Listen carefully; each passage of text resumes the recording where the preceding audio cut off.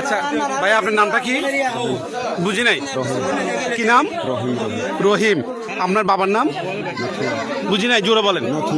নথিয়ং। কোন পাড়া থেকে, কোথায় থেকে? কোথায়? পুকুরপাড়া। কোথায় এটা?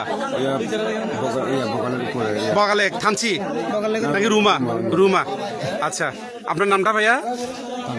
বুঝি নাই। বুঝি নাই। দানিয়েল ত্রিপুরা।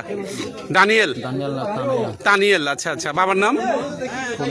ফণীন্দ্র। কোন পাড়া থেকে? বাগানপাড়া। এ পাড়ায়? আচ্ছা আচ্ছা আচ্ছা। আর ভাই আপনার নাম? খালিরাম ত্রিপুরা। কোন পাড়া? বাবার নাম? বুঝি নাই। মেকিয়াত। বুঝি নাই। বাবার নাম? মেকিয়া ত্রিপুরা। কোন পাড়া থেকে?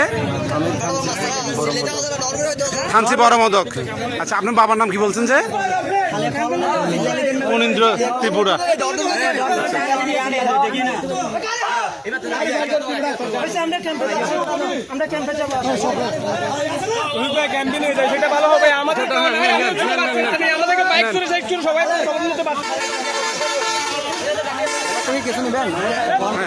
ভাইয়া একটু বলেন তো কি হয়েছে ঘটনাটা, একটু আমাদেরকে বলেন।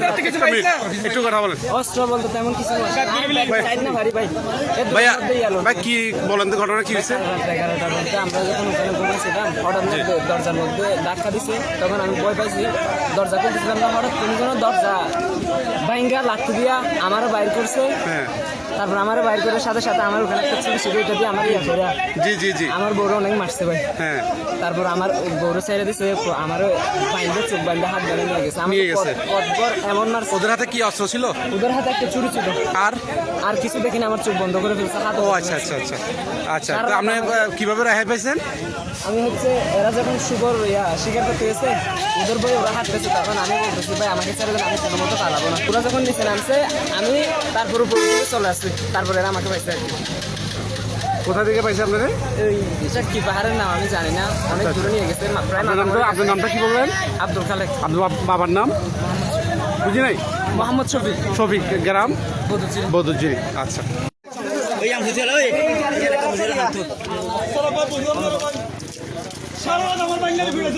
ভাই এদিকে আসেন, এদিকে আনেন, এদিকে আনেন, সামনে আনেন, ছবি তুলবো।